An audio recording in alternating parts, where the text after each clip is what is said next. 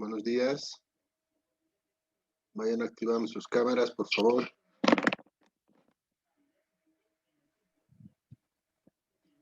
Bien, bueno, la anterior clase ya como estábamos concluyendo el tema de lo que son soplos y les comentaba, ¿no?, que vamos a hacer un resumen de algunas alteraciones valvulares, por supuesto, y que pueden originar un ruido extraño o un ruido que no es normal, que sabemos muy bien que es un soplo. También algo que les reiteraba en la anterior clase es la diferencia en cuanto a lo que son los soplos de origen auriculoventricular o de origen semilunar asigmoideo. Entonces, recordemos siempre que tal vez esta diferencia se hace con el sentido de evitar algún malentendido al momento que hacemos la descripción del soplo como tal. Sabemos muy bien que un soplo sistólico, nuevamente les recalco, a nivel de las válvulas sigmoideas o semilunares, aórtica y pulmonar, van a condicionar que la presencia de una estenosis. Y un soplo diastólico será un significado de regurgitación o insuficiencia. En las válvulas auriculoventriculares es al revés.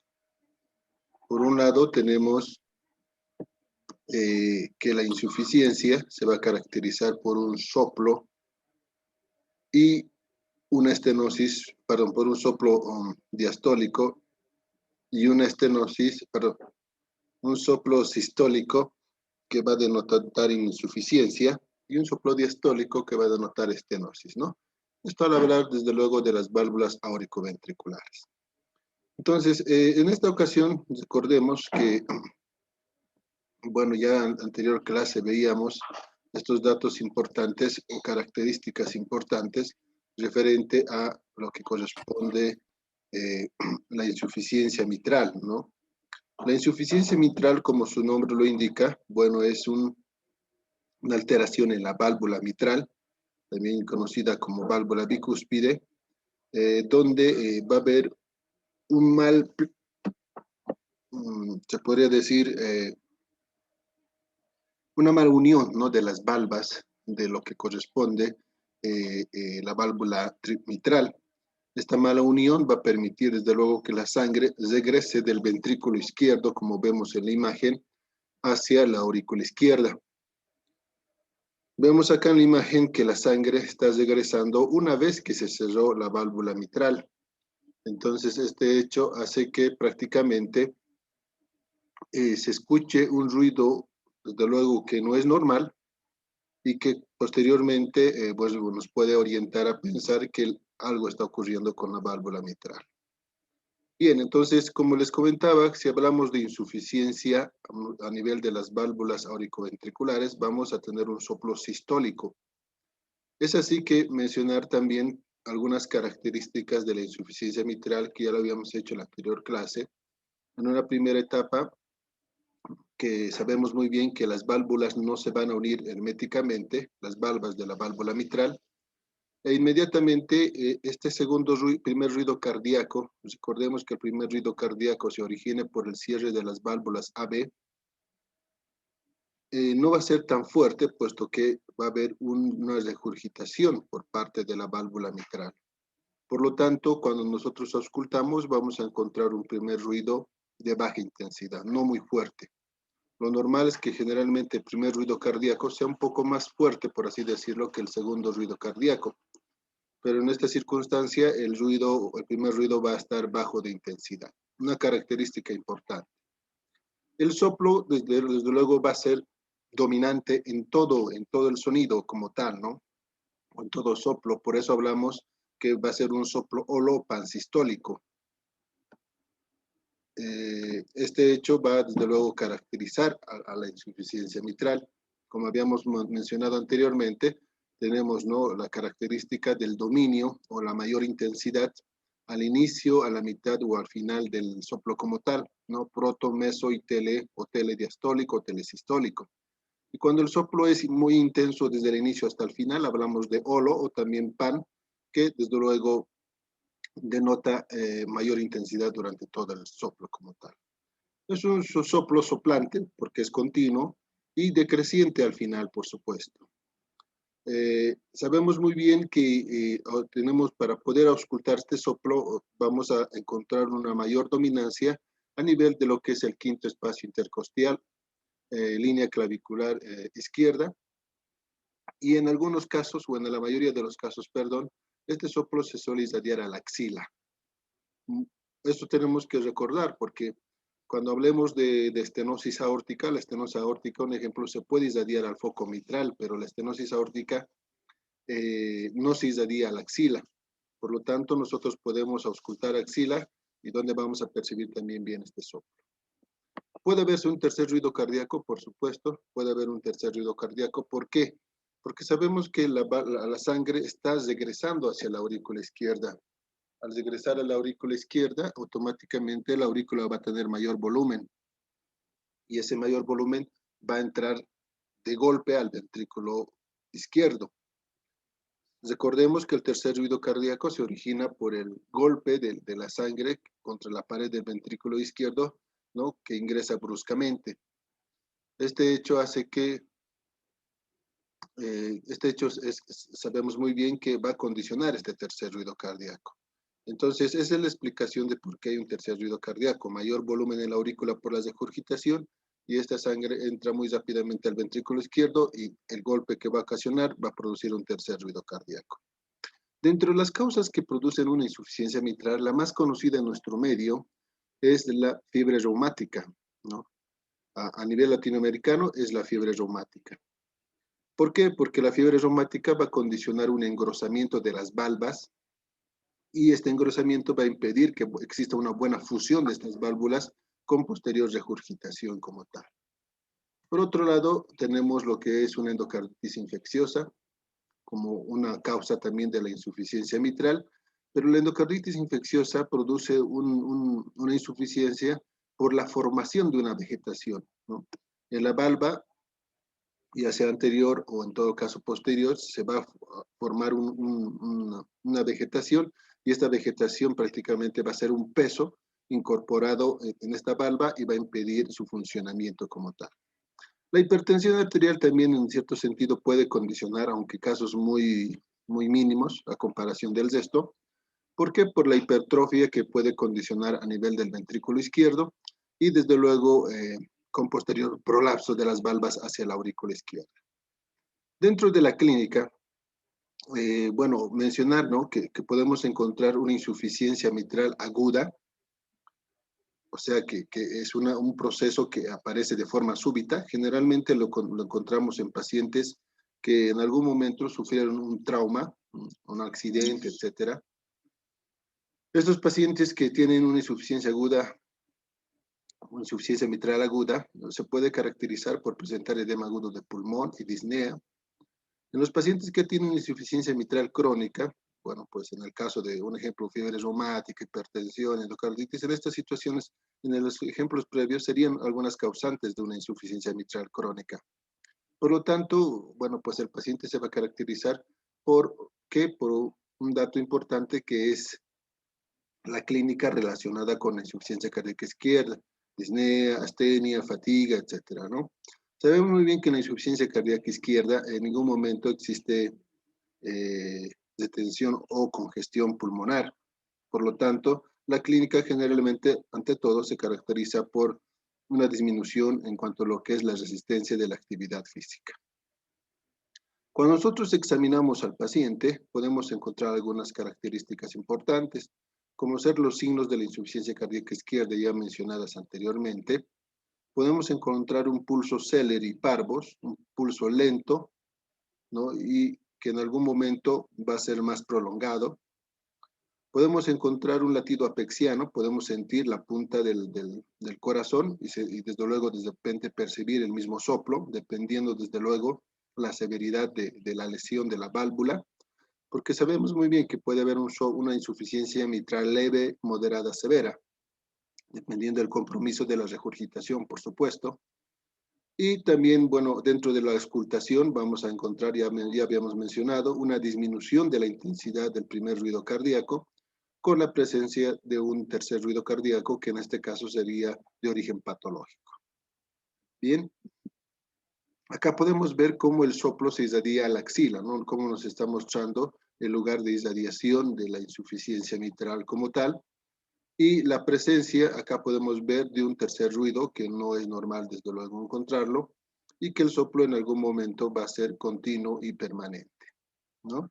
Entonces, acá nuevamente lo que les comenté en la anterior clase, por si acaso los videos lo pueden escuchar en su casa, por el Zoom lamentablemente no podemos escucharlos, pero ya tienen el tema en Telegram. Como es muy pesado las diapositivas y son bastantes, entonces en Telegram ya tienen el tema para poderlo, bueno, pues estudiar y también escuchar los diferentes soplos, ¿no? De cada una de las patologías valvulares. Pues acá vemos, en la imagen nos está mostrando que es un soplo continuo, es un soplo que es intenso desde el inicio hasta el final, un soplo holosistólico como tal, ¿no? Hablando desde luego de una alteración a nivel de la válvula que vemos. Ahora acá, desde luego, vamos a escuchar un soplo, pero el primero era un soplo en una insuficiencia aguda, acá vamos a encontrar un soplo en una insuficiencia crónica. Como vemos, en una insuficiencia crónica ya tenemos el tercer ruido cardíaco, donde ha existido de repente una alteración en la aurícula izquierda con dilatación y aumento del volumen en dicha cavidad, que posteriormente va a permitir el paso de la sangre de forma brusca y el origen del tercer ruido cardíaco. Bien, ahora hablemos de lo que es la insuficiencia tricuspidia. También va a ser un soplo sistólico, por supuesto, ¿no? La insuficiencia tricuspidia es más rara, ¿no? Es muy menos, se encuentra en menor proporción que la insuficiencia mitral. El soplo también va a ser, bueno, pues un soplo holosistólico, o sea que va a tener mayor intensidad en todo el soplo. En algún momento puede haber incluso frémito, ¿no? Sentir desde luego el frémito, el soplo mismo a nivel de lo que es el tórax anterior.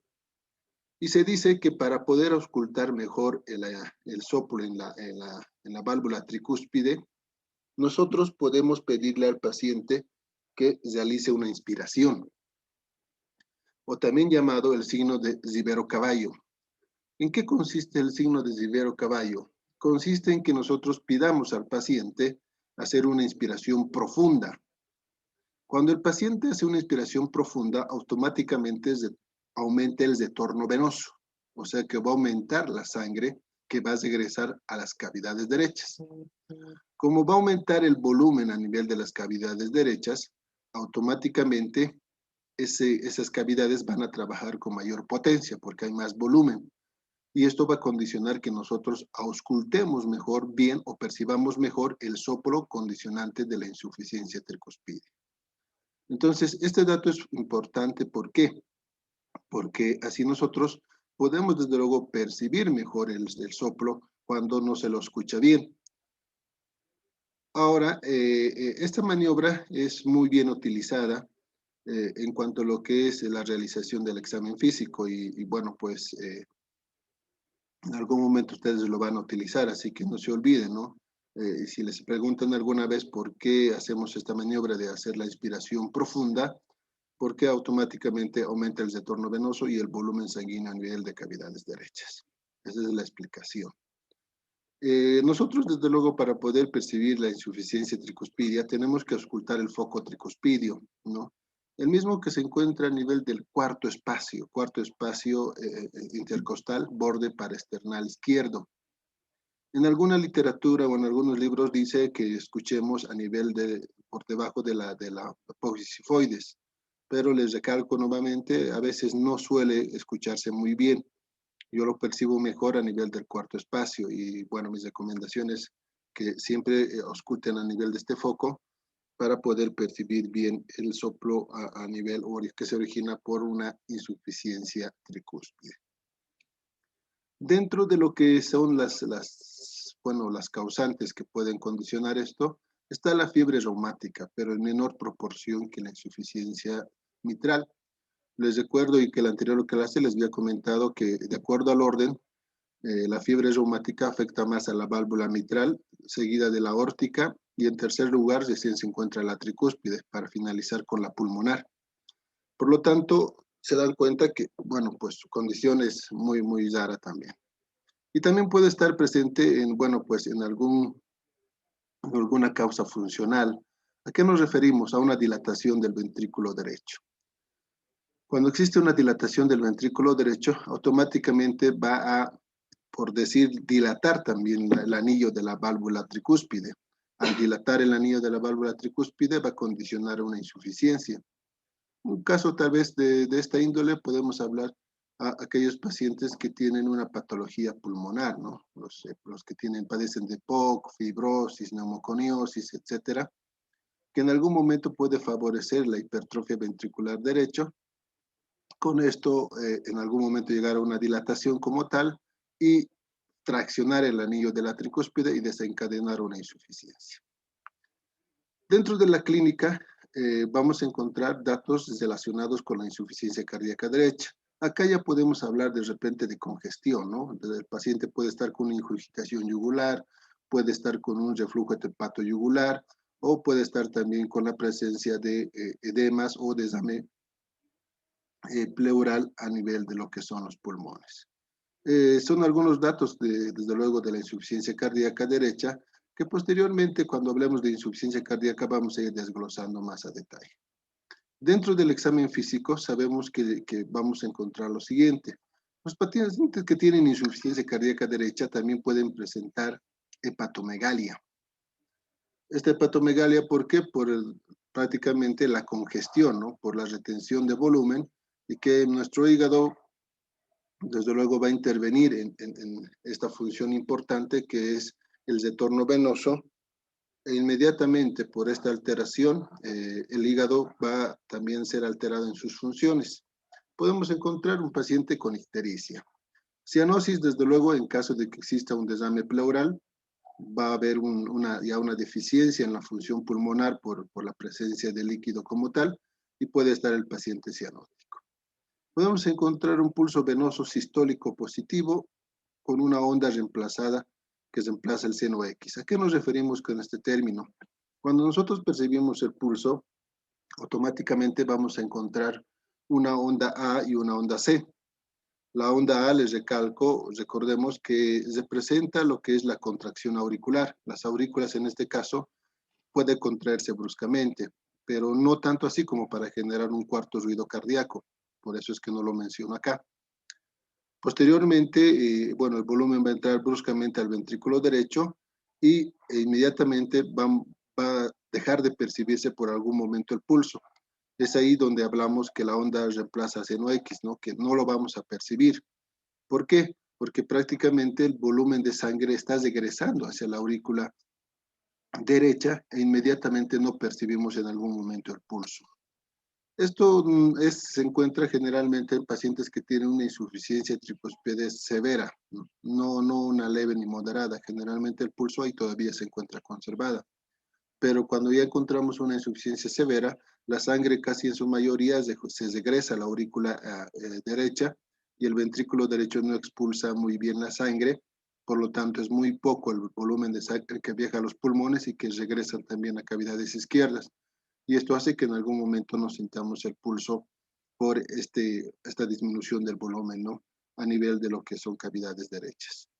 Entonces acá podemos ver el soplo, fíjense, es un soplo intenso desde el inicio hasta el final, ¿no? Un soplo holosistólico, que donde su predominio, desde luego, lo vamos a percibir mejor en foco tricúspide como tal.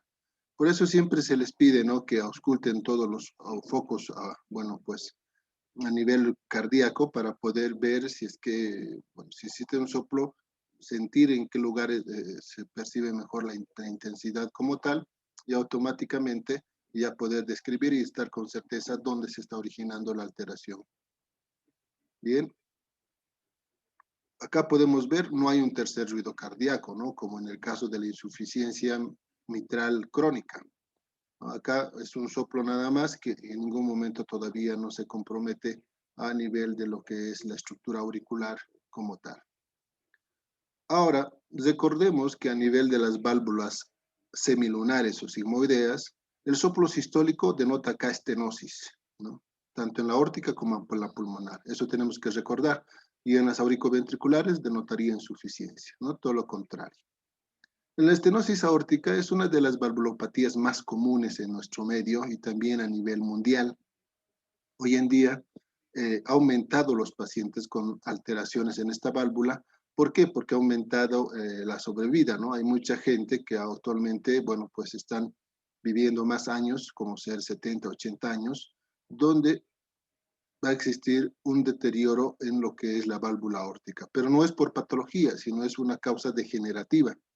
Y esto está condicionando que existan varios pacientes con la presencia de un soplo que de repente no es para preocuparse, pero tiene que ser diagnosticado, ¿no? Dentro de la evaluación de estos pacientes. Entonces, hablamos de un soplo sistólico y activo. Se dice que el soplo de la estenosis aórtica es de tipo mesosistólico. ¿A qué nos referimos? Que la mayor intensidad se encuentra a la mitad del soplo como tal. Por eso se menciona que es romboidal. Este se va a escuchar mejor cuando, desde luego, el paciente expira, ¿no? ¿Por qué? Porque dentro de lo que es la expiración, cuando uno ya saca el aire por completo, va a existir un mejor flujo a nivel de cavidades izquierdas y eso nos va a ayudar a percibir mejor el soplo.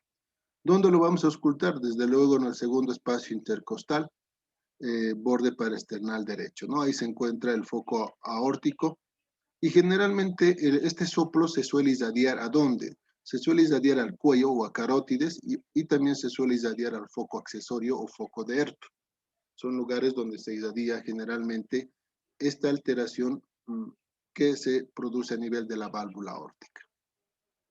En algunos casos sabemos muy bien que esta estenosis aórtica también desde luego dependerá de qué tipo de alteración tenga, si fuese leve, moderado o severo, y la clínica va a variar de acuerdo a esto, ¿no?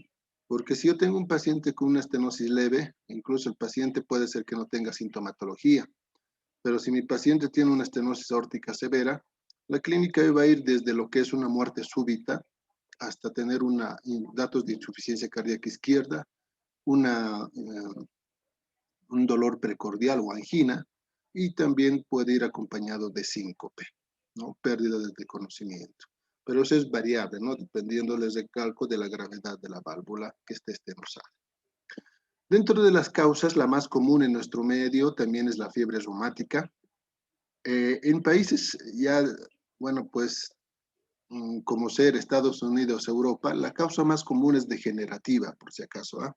O sea, más que todo, esa válvula se envejeció, ¿no? Sabemos que en estos países, bueno, gran parte de la población es gente añosa, por lo tanto, se ha visto que esto ha modificado la causa en dichos lugares y la predominante generalmente dentro de las causas es la degenerativa ya. Ahora, dentro de lo que es, bueno, pues otra causa puede ser la congénita. ¿A qué me refiero? Que aquellos pacientes que tienen una válvula aórtica, puede tener una alteración en esta válvula, ¿no? Sabemos muy bien, y eso tiene que recordarse, que la válvula aórtica tiene 3 valvas. Si hablamos de alteración congénita, quiere decir que este paciente nació con 2 valvas nada más. Estamos hablando de una válvula aórtica bicúspide. En menor proporción puede tener solamente una valva. Hablamos de una válvula aórtica monocúspide o unicúspide.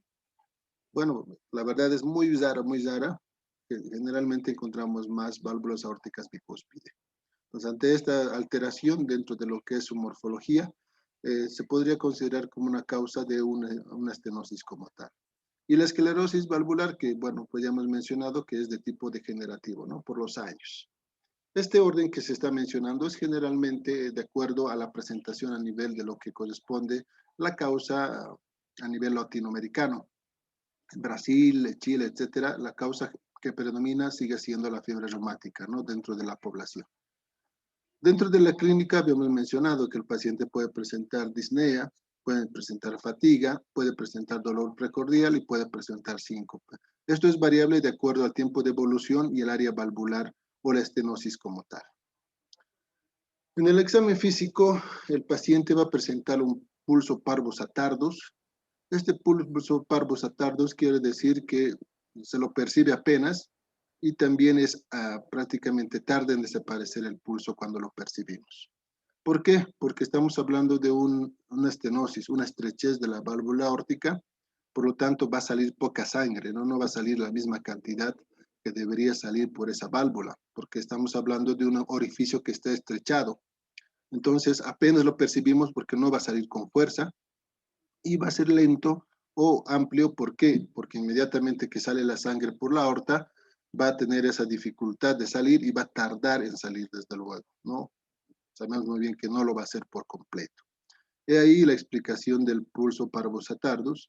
Podemos encontrar un choque de punta, ¿no? Para inmediatamente hacer una palpación a nivel del apex cardíaco y percibir de repente el golpe o el esfuerzo que está haciendo el corazón por expulsar la sangre por la aorta. En algunos casos vamos a encontrar un cuarto ruido cardíaco y ustedes me dirán, ¿y por qué vamos a encontrar un cuarto ruido cardíaco? Sabemos que el origen del cuarto ruido cardíaco es por una contracción brusca de las aurículas. Por lo tanto, sabemos que la aurícula, o mejor, para que me entienda mejor, que las válvulas auricoventriculares se abren de forma inmediata, ¿no? O sea, automáticamente una vez que se realiza por completo el llenado auricular para posteriormente dar el paso de la sangre hacia los ventrículos. Una vez que las válvulas se abren, pasa la sangre.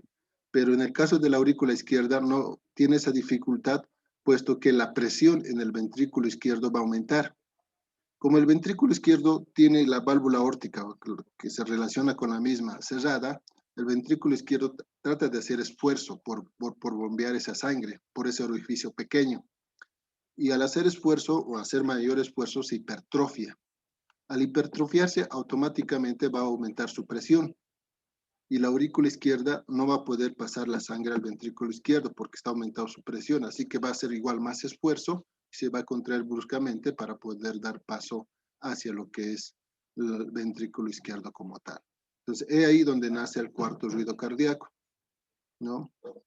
También vamos a poderlo encontrar en una estenosis mitral, también el cuarto ruido cardíaco.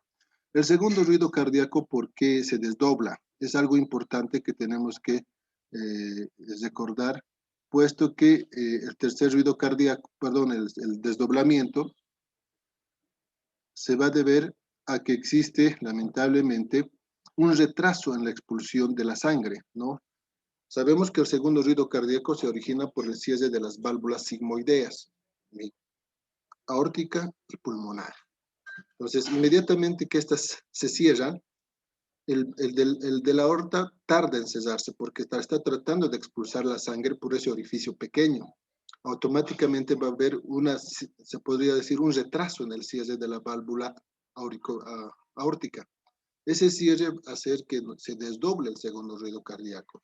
Y por lo tanto, nosotros podamos percibir un segundo ruido cardíaco desdoblado, ¿no? O sea, ¿en qué sentido? Que lo vamos a percibir tal vez como la presencia de un tercer ruido cardíaco, pero no es un tercer ruido cardíaco, sino que el segundo ruido se ha desdoblado por el retraso en la eyección de la sangre por la aórtica. Entonces, es un dato también característico de la estenosis aórtica. Bien, todos estos detalles que estamos colocando tal vez énfasis son importantes y bueno, pues hay una clase netamente dedicada a estenosis aórtica donde vamos a ver más a detalle todo esto que se está explicando. Si tal vez ahora se está dando algún inicio de estos temas es porque desde luego nos orientan a pensar en cuanto a lo que es los soplos de origen valvular, ¿no? Acá podemos ver una imagen de cómo se irradia el soplo. Entonces se va a originar en el segundo espacio y se puede irradiar al cuello o carótides. En algún momento algunos de mis estudiantes en prácticas me han visto, ¿no? Como yo ausculto carótides y esa es la finalidad prácticamente de poder ver cómo se irradia este soplo como tal. Y por otro lado, también este soplo se va a irradiar a lo que corresponde al foco accesorio, ¿no? Donde, bueno, pues también lo podemos percibir bien. Ahora, lo que les mencionaba en algún momento, tal vez podemos encontrar la irradiación de este soplo a nivel de lo que es la válvula mitral. Este fenómeno se recibe el nombre de fenómeno de Cajavard, perdón. El fenómeno de Callavart indica que nosotros, en el momento que auscultamos el soplo, vamos a encontrar un soplo a nivel de lo que es la válvula mitral, que nos puede llegar a confundir. Por lo tanto, nosotros siempre tenemos que, nuevamente les recalco, auscultar muy bien los lugares donde existe mayor intensidad del soplo y ahí es el origen como tal, para que no nos lleguemos a confundir. Acá en la imagen podemos ver, miren, la forma romboidal que les decía en un inicio del soplo, o en todo caso la mayor intensidad a la mitad del soplo. Por lo tanto, el soplo a nivel de la estenosis aórtica es un soplo mesosistólico, ¿no? Con mayor intensidad a la mitad del soplo como tal y la imagen romboidal que lo origina por esta alteración, por esta característica. Y acá podemos encontrar un cuarto ruido cardíaco, como les mencionaba, y lo que les dije, ¿no? Les expliqué por la hipertrofia ventricular y automáticamente esta hipertrofia aumenta la presión en el ventrículo y dificulta el paso de la sangre de la aurícula izquierda al ventrículo por el aumento de presión y es ahí donde la aurícula tiene que hacer esfuerzo y se origina el cuarto ruido cardíaco. Bien, este es el soplo como tal, que lo van a poder percibir, ¿no? Ahí tenemos el soplo con intensidad casi a la mitad como tal. Un primer ruido, si vemos la línea donde nos está indicando que, bueno, como se presenta el primer ruido cardíaco, es de menor amplitud que el del segundo, ¿no? Y también mencionar que, bueno, pues este soplo en un inicio apenas se lo percibe, pero va creciendo a medida que va avanzando el soplo como tal, ¿no? Una característica importante, un soplo mesosistólico.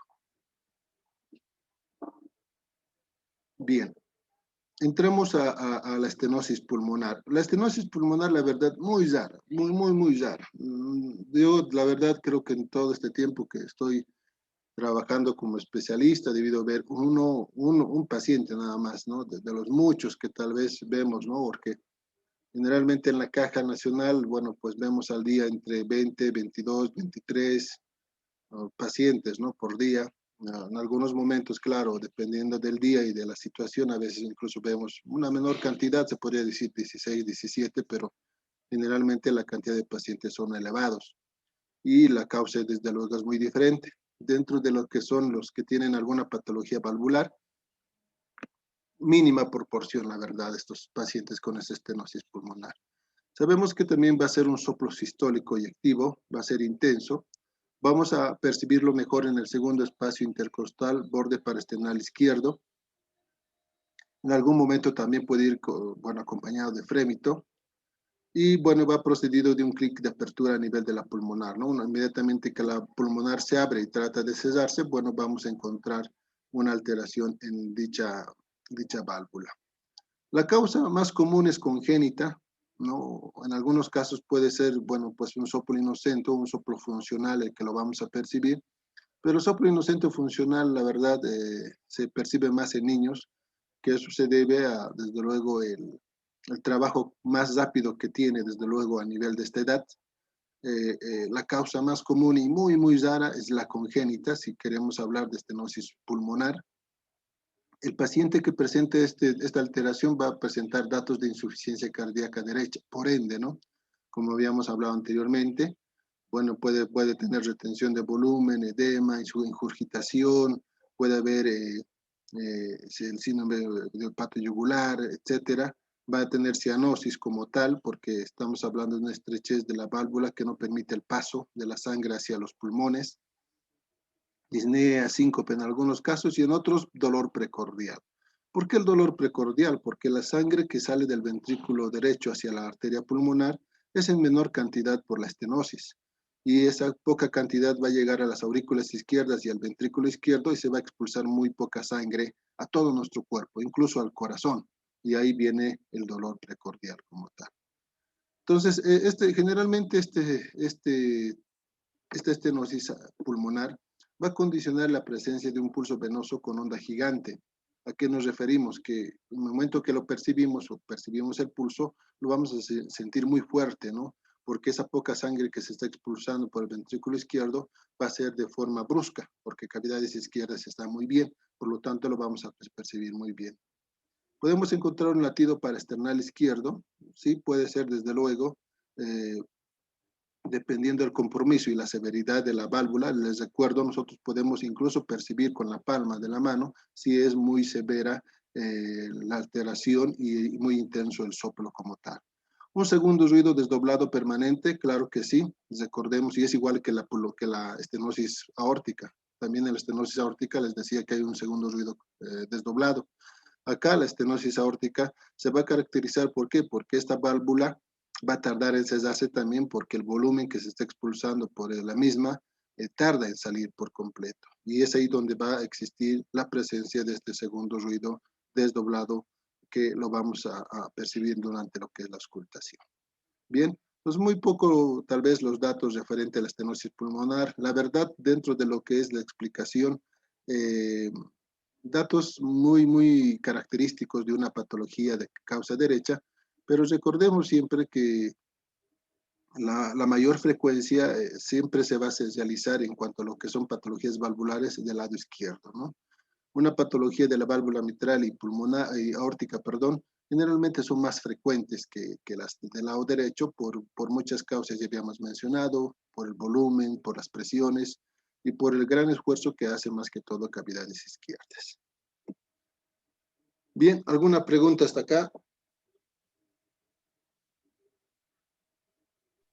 No, doctor. Todo esto, por si acaso, chicos, Todos. todo esto entra al examen, ¿no? Al parcial, al segundo parcial. Les recalco, es un poquito más complejo el examen, el segundo examen parcial, porque ya son algunos puntos que tal vez algunos nos crea un poquito bueno, pues de duda o en todo caso un poco de entenderlo, ¿no? Pero les recalco el inicio de todo lo que vamos a ver en cuanto a valvulopatías para que esto va incorporado al tercer examen parcial o al final, ¿no? Dependiendo desde luego el avance de la materia. Bien, entonces entramos a los soplos diastólicos. Los soplos diastólicos que van a denotar estenosis en las válvulas auricoventriculares e insuficiencia en las válvulas sigmoideas o semilunares. Estos soplos pueden ser de diferente tipo, pueden ser soplos desde luego protodiastólicos, tener mayor intensidad al inicio, pueden ser soplos mesodiastólicos, tener una mayor intensidad a la mitad del soplo, o ser telediastólicos, ¿no? Tener mayor intensidad al final. Esto dependerá desde luego de la alteración a nivel de la válvula que esté comprometida. La estenosis mitral, que en este caso hablamos de estrechez de la válvula, donde vamos a encontrar un soplo diastólico. Esto también una valvulopatía común encontrarla. Sabemos muy bien que acá va a existir una disminución en el flujo de la aurícula izquierda hacia el ventrículo izquierdo. Por lo tanto, automáticamente el porcentaje de sangre que va a pasar hacia el ventrículo izquierdo va a ser en menor cantidad por la estenosis. Nosotros debemos auscultar bien el cuarto espacio o cuarto a quinto espacio intercostal, línea clavicular izquierda. La literatura nos dice el quinto espacio más que todo, porque el cuarto espacio, la verdad, y borde parasternal izquierdo es más que todo para poder auscultar valvulopatías de tipo de tricúspide.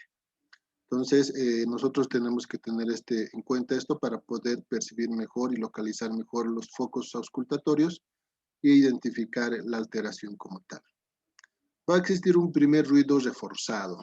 Recordemos que el primer ruido cardíaco se origina por el cierre de las válvulas auricoventriculares, mitral y tricúspide. Por lo tanto, si va a haber una estenosis, el ruido lo vamos a escuchar de repente de forma brusca, ¿no? Por la valvulopatía como tal. Por lo tanto, a eso nos referimos con un primer ruido reforzado. Va a ser un soplo también me atrevo a decir, de tipo romboidal, porque va a tener una mayor intensidad durante lo que es la parte media del soplo como tal,